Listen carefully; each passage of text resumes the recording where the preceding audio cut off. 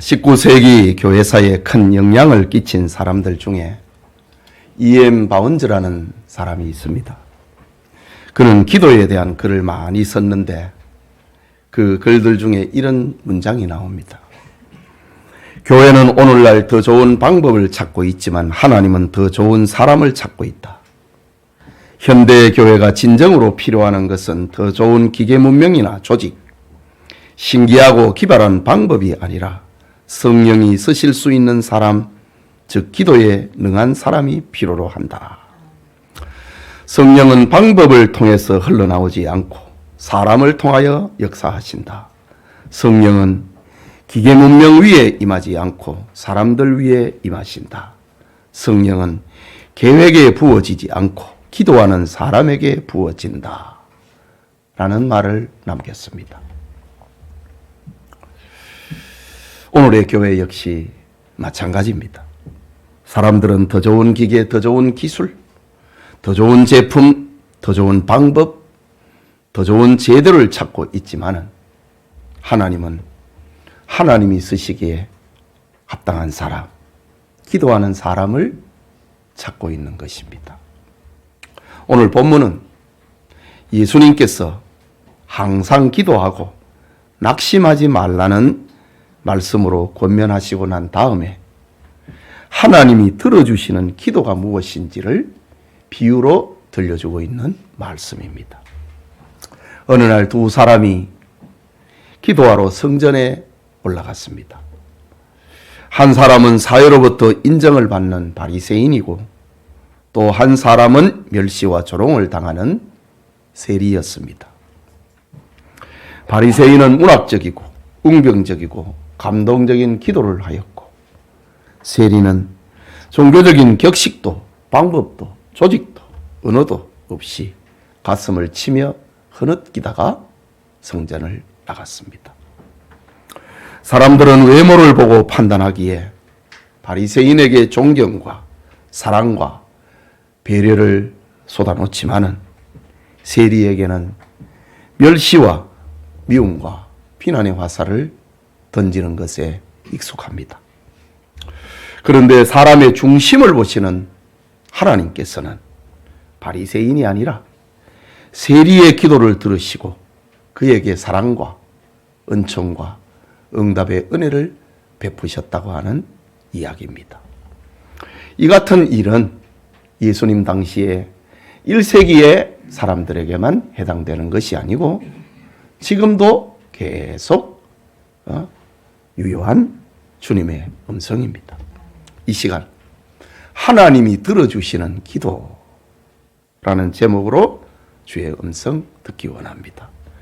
이 시간 우리 모두에게 하나님의 은혜가 임하여서 하나님이 들어주시는 기도의 사람이 되기를 소원합니다.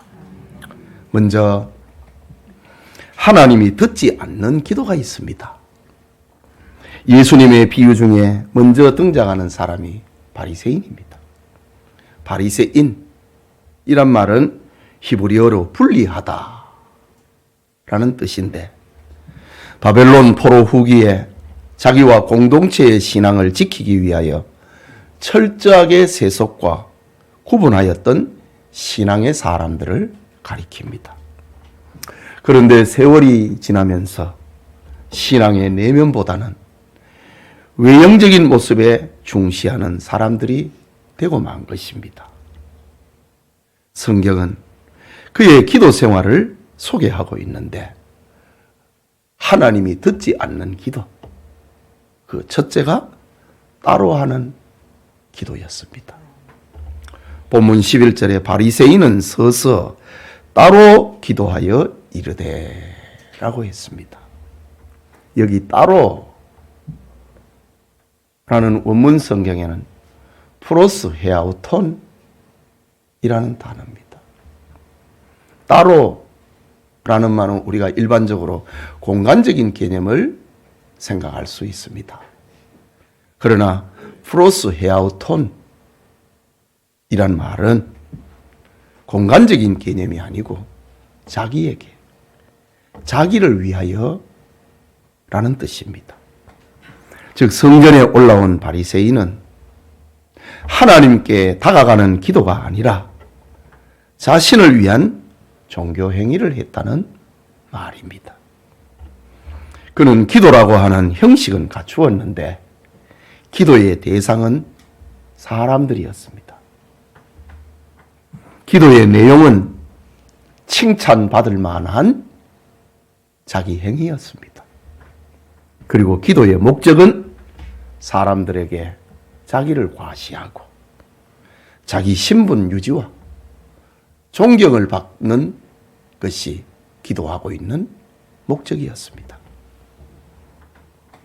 그것이 바로 따로라는 말 속에 담겨 있는 의미입니다. 그렇기 때문에 바리새인의 기도에는 눈물이나 간절함이 없습니다. 하나님을 경외하는 두려움은 보이지 않고 하나님을 의존하는 하나님의 손길을 기다리는 그런 모습은 나타나지 않았습니다. 그의 기도는 오직 다른 사람들이 내 기도를 소리를 듣고 나를 어떻게 평가할 것인가 거기에 있었습니다.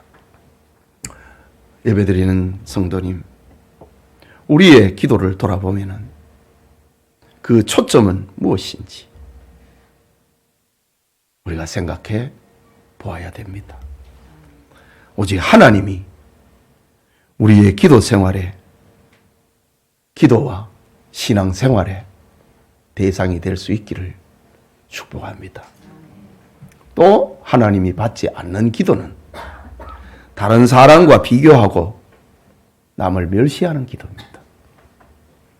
본문 11절 중간에 보면은 하나님이여 나는 다른 사람들 곧 토색 불이 가늠하는 자들과 같지 아니하고 이 세리와도 같지 아니함을 감사하나이다 라고 했습니다. 바리새인의 기도의 결론은 감사합니다. 바리새인의 기도의 문장에는 문법에는 아무 문제가 없습니다. 감사였습니다. 그러나 그의 감사는 하나님 앞에서 하나님을 생각하는 거기에서 출발하는 감사가 아니고 다른 사람들과의 비교에서 우월성에 대한 감사였습니다. 즉 남에게 사기치거나 강제로 남의 물건을 약탈하는 무리에 자기가 들지 않았던 것을 감사합니다. 또한 율법을 위반하는 자들과 함께 놀지 않았음을 감사했습니다. 그리고 간음하는 자들의 무리에도 자기가 끼지 않은 걸 감사했습니다. 그뿐만 아니라 지금 성전 곁에서 울고 있는 이 세리와도 같지 아니함을 감사합니다 라고 했습니다. 그는 온통 연약한 자, 범죄자, 약한 자 그들과 비교하면서 자기 도덕의 우월성에 대해서 감사하고 있는 그의 모습입니다. 그러면서 기도로 다른 사람들을 멸시합니다. 기도를 통하여서 다른 사람들을 또 정죄했습니다. 이 세리와도 같지 아니함을 감사하나이다.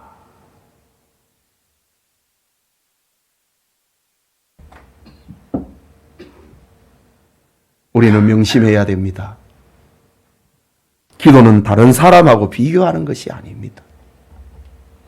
하나님 앞에서 자기를 돌아보고 구하는 것이 기도입니다.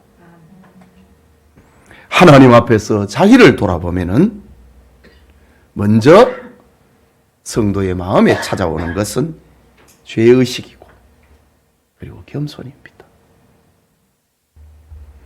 이런 은혜가 우리에게 있기를 소원합니다. 계속해서 하나님이 듣지 않는 기도, 자기 의를 자랑하는 기도입니다. 본문 9절에 보면은 또 자기를 의롭다고 믿고 라고 했습니다.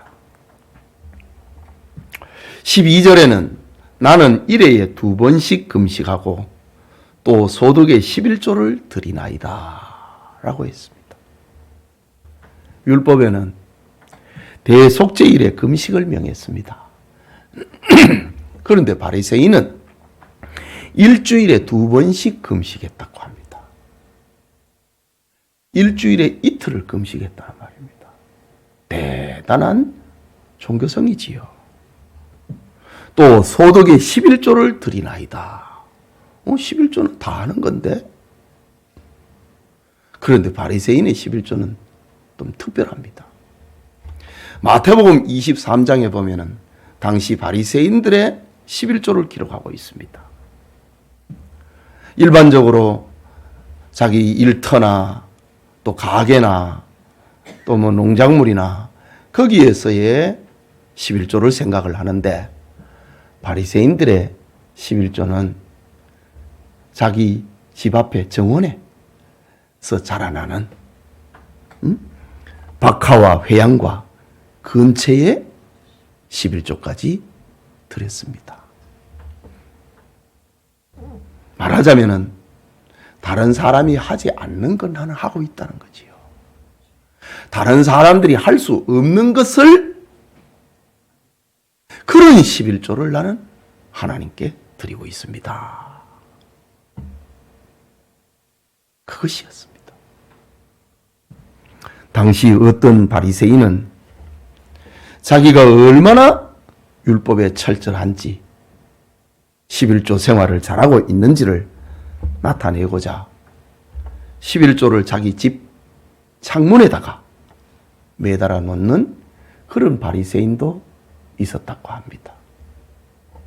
박하와 회양과 근처. 밭에 들에 있는 거는 일반적으로 다 하니까. 그러나 바리새인의 집에는 나는 우리 집의 정원에 있는 거기에서 자라는 나물까지 11조를 드린다고 창문에다가 걸어놓는 이들이 있었다고 합니다. 하지만 바리새인은 기도하러 성전에 올라왔지만은 전혀 기도하지 않았습니다. 그는 하나님이 주시는 의를 소원하는 것이 아니고 기도를 통하여서 사람들로부터 의롭다고 인정을 받는 그런 수단이 되기를 그는 바랬던 것입니다. 또 본문 9절을 보면은 또 자기를 의롭다고 믿고 다른 사람을 멸시하는 자들에게 이 비유로 말씀하시되, 예수님께서 말씀하시고 있는 그 목적을 지금 이야기하고 있습니다. 자기를 의롭다고 믿었다 이거지. 바리새인은 자기를 몰랐습니다.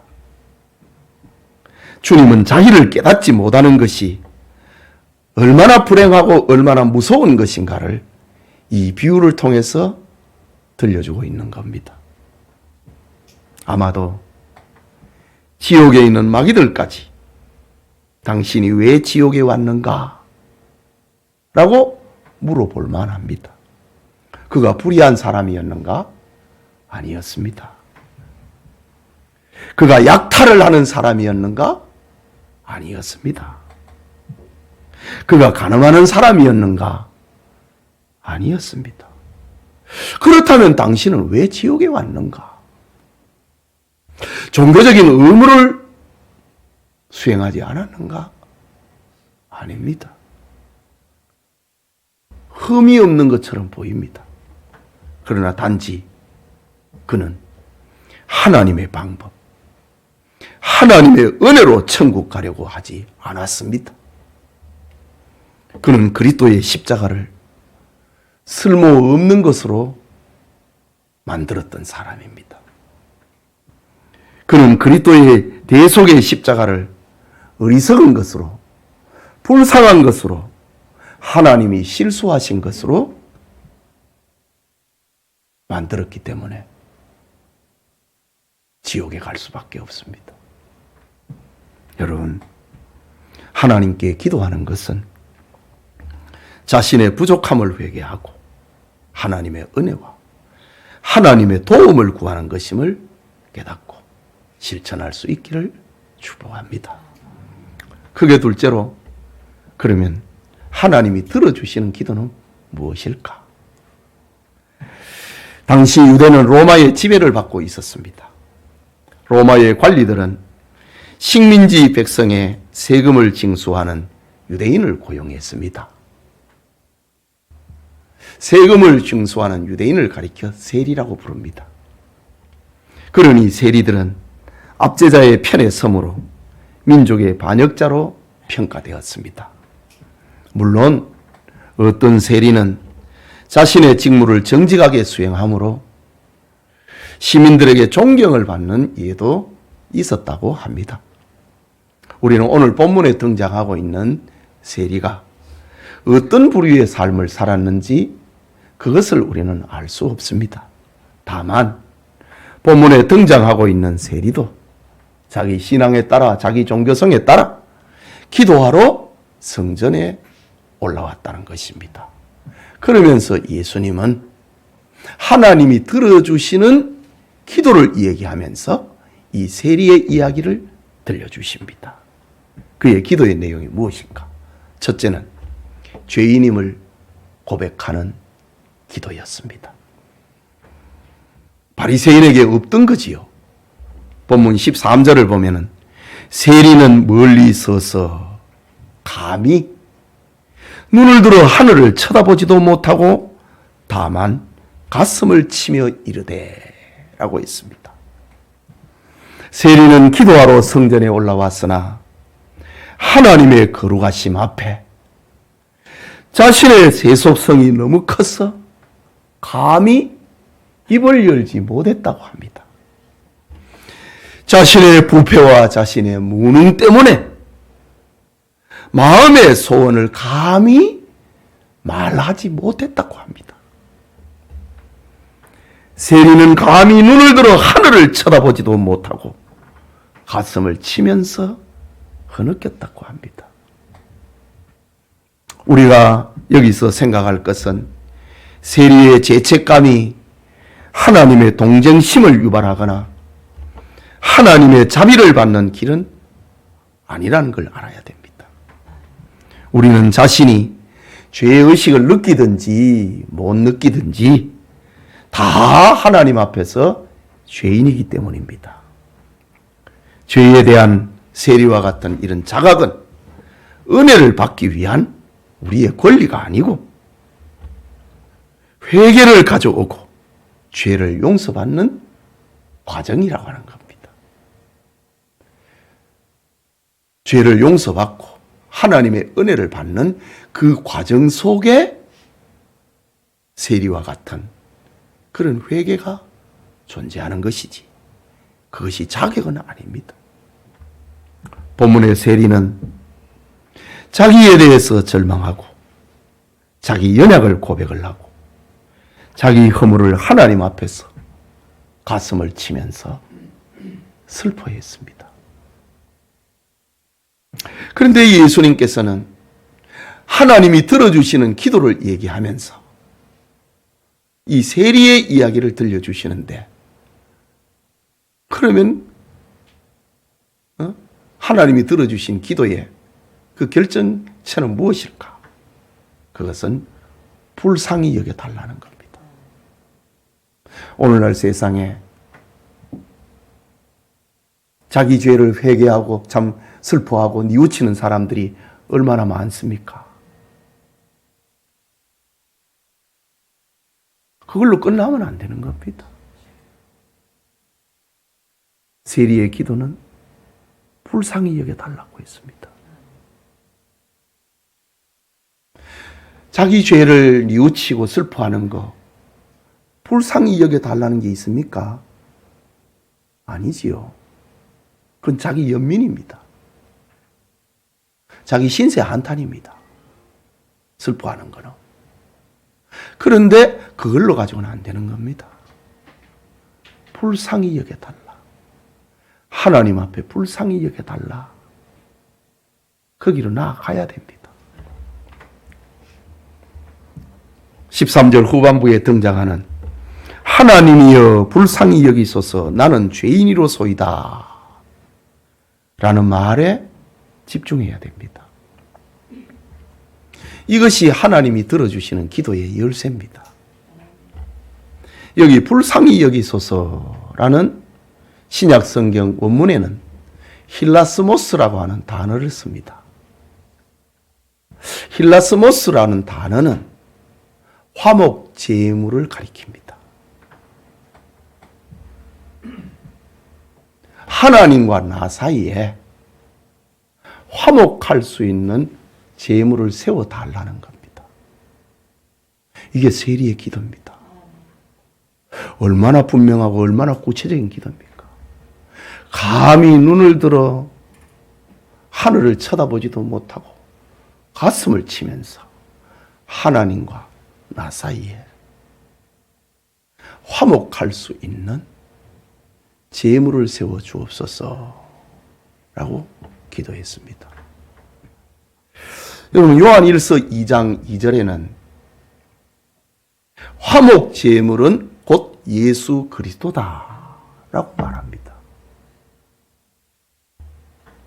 세리는 하나님 앞에 설 수 있는 자격은 나에게는 없으니 하나님과 나 사이에 화목 제물 그리스도를 세워달라고 합니다.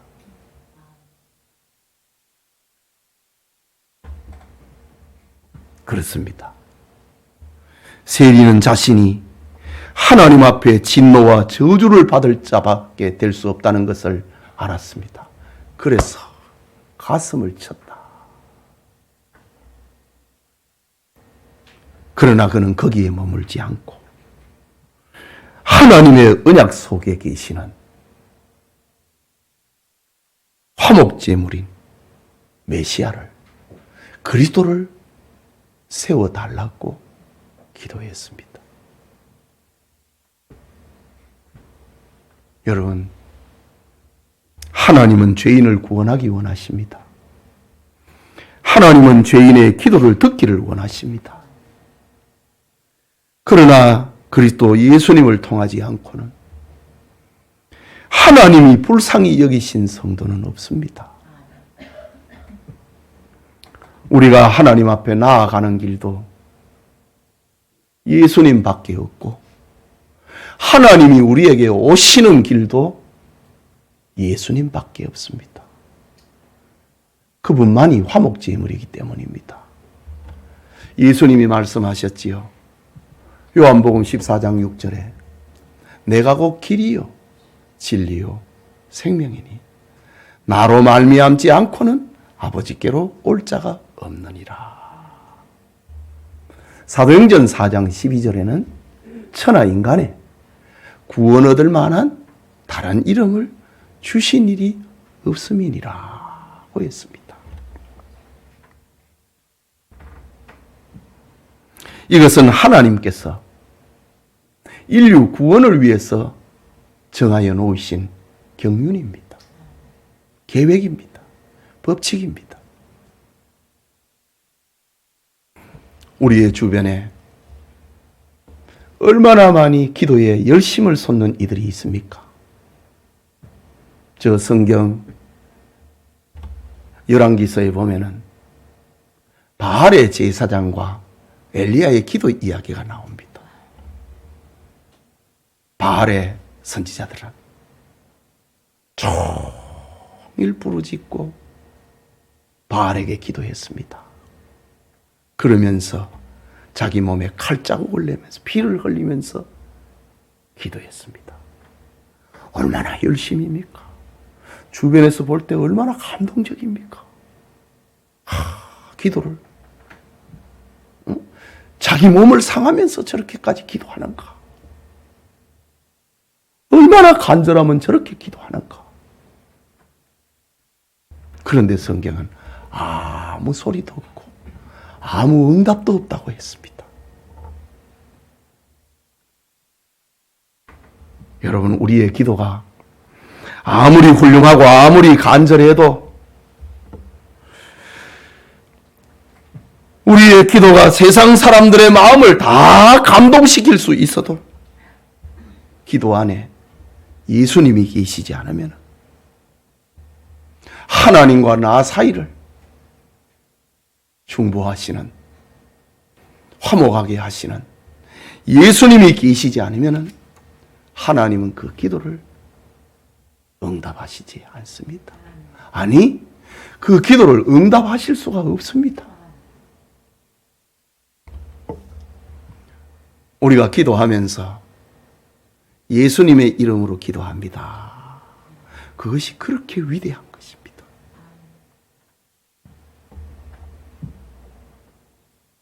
예수님이 없으면 소용없다 이거지요. 오늘 성경의 바리새인의 기도가 불쌍히 여겨달라고 하는 하나님과 나 사이에 화목 제물이 없습니다. 그러나 세리의 기도는 예수님으로 가득합니다. 그의 기도에 남을 멸시하거나 자기 공로를 자랑하면 없습니다. 자리 잡을 길이 없습니다. 그의 기도는 하나님이 주신 언약과 오직 예수님을 통한 용서의 길만을 구했던 겁니다. 세리의 기도 중에 마지막에 나는 죄인이로소이다 라는 말을 봅니다. 헬라어 원문에는 죄인이라고 하는 말 앞에 그라는 정관사 호가 들어가 있습니다. 이게 무슨 말입니까? 바리새인들은 다 사람들을 죄인처럼 여기고 저들과 같지 아니함을 감사했습니다. 그런데 세리는 그 옆에 있었다 이거죠. 이 사람이라고 합니다. 세리, 바리새인의 기도가 그랬지요. 아까 거리적인 개념이 아니라 그랬지요. 프로스 헤아오톤이라는 얘기를 했지 않습니까? 이 사람과 같지 아니함을 감사하나이다 그랬지요. 그러니까 세리는 바리새인의 기도 옆에 다 들었습니다. 왜? 바리새인은 너무 듣도록 기도했으니까 다 들었습니다. 그런데 세리는 나는 죄인이로소이다. 정확하게 말하자면 나는 그 죄인입니다. 라는 말입니다. 바리새인이 얘기하고 있는 나는 그 죄인입니다. 이렇게 기도했습니다.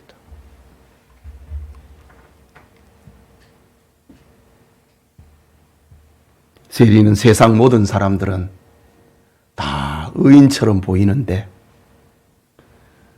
자기만 죄인 같았다는 말입니다. 이것이 참된 신자의 기도 마음입니다. 하나님 앞에 올리는 참된 기도는 다른 사람의 죄보다 자기 죄가 더 커 보이는 겁니다. 그게 신자입니다. 예수님이 말씀하셨지요. 다른 사람의 눈에 있는 티는 뽑으려고 하고 네 눈에 있는 들보는 안 보이느냐 이거지요. 먼저 네 눈에 있는 큰 거 그거부터 뽑아라고 했습니다. 신자는 나의 죄가 다른 사람의 죄보다 커 보이는 겁니다. 그런 죄인 의식이 하나님의 은혜만을 소망하게 만드는 겁니다. 그런 은혜가 우리에게도 있기를 소원합니다. 사랑하는 우리 성도 여러분, 이솝의 우화 중에 여우와 포도원의 이야기가 아실 겁니다. 배고픈 여우가 포도밭 주변을 어슬렁거리면서 포도밭에 들어갈 구멍을 찾고 있었습니다.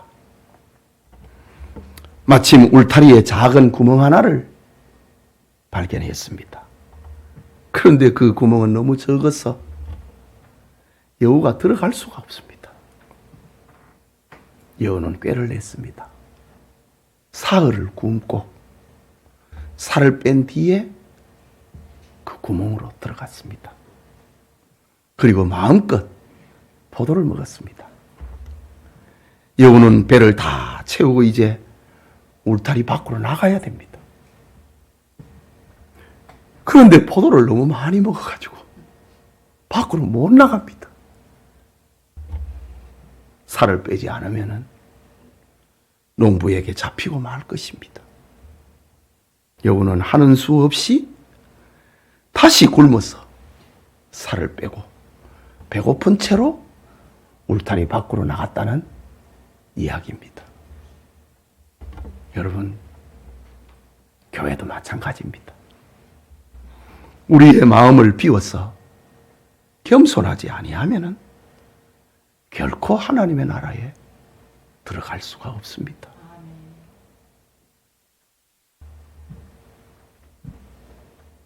부자가 하나님의 나라에 들어가는 것이 낙타가 바늘기로 들어가는 것보다 더 어렵다고 했습니다.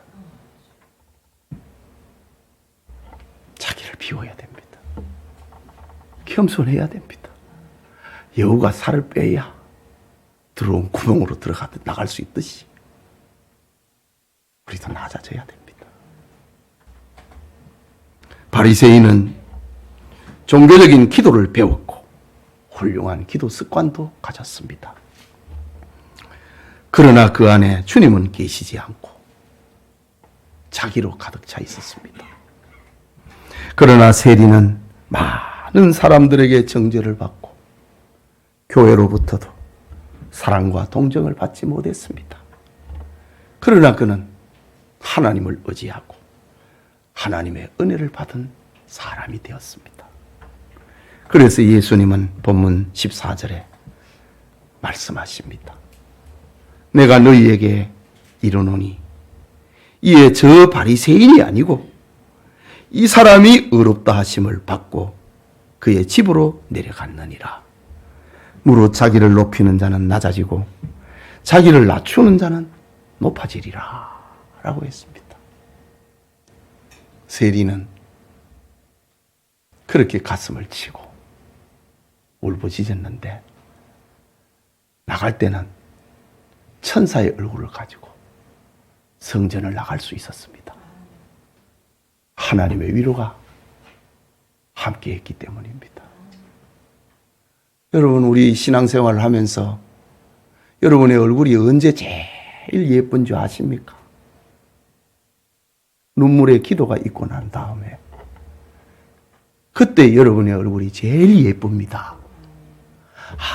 아무리 화장해도 온갖 방법을 다 동원해도 성도의 얼굴에 가장 이쁜 것은 눈물의 기도 다음입니다. 아가서에서 그걸 이야기를 한다고요. 오늘 성경에 세리의 기도를 통해서 그것을 우리에게 이야기하고 있습니다. 마침내 세리는 하나님이 입혀주시는 의의 옷을 입었습니다. 용서해 주셨다. 나를 받아주셨다. 화목제물 대신 예수 그리스도로 말미암아 세상은 나를 죄인이라고 하지만은 하나님은 나를 의인이라고 하신다. 그 위로를 받았습니다. 그의 기도를 하나님께서 들어주셨지요. 용서의 은혜를 입혀주셨지요. 자기에게서 생겨난 것이 아닌 전적으로 하나님으로부터 오는 은혜를 입고 성전을 나가게 되었다고 하는 이야기입니다. 이런 경우에 종교개혁자 요한 칼빈은 우리가 죄를 용서해 달라고 기도하지 않아도 될 만큼 죄를 안 짓는 날이 얼마나 있을까? 매일 회개 기도해야 된다 이 말이지요. 19세기 영국의 위대한 설교자 스펄전은 우리는 기도의 목표가 하나님의 귀임을 기억해야 한다. 그곳까지 도달하지 못하면 우리의 기도는 완전히 실패한 것이다. 바리새인의 기도는 실패, 세리의 기도는 응답. 예배드리는 성도님, 완전할 수 없는 이 지상교회에서 세리처럼 심령이 가난한 자가 되었어 하나님이 들어주시는 기도를 하고 하늘의 문이 열리는 은혜를 받는 성도님들이 다 되시기를 축복합니다. 우리 같이 말씀을 생각하고 기도합시다. 하나님이 들어주시는 기도를 하는 사람이 되어야 됩니다. 그리고 여러분, 기도의 시간을 확보해야 됩니다. 만들어내야 됩니다. 기도하지 아니하면은 그리스도인으로 살아갈 수 없습니다. 하나님이 들어주시는 기도의 사람이 되게 해달라고 우리 같이 기도합시다.